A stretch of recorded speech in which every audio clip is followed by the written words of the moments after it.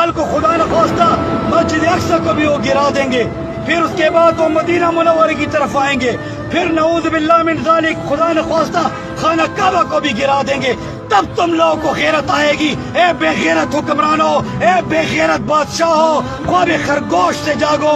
ये तुम्हारा काम है। अफवाज तुम्हारे पास है, असला तुम्हारे पास है, जहाज तुम्हारे पास है, रॉकेट तुम्हारे पास है। तुम उनके हमसाए हो।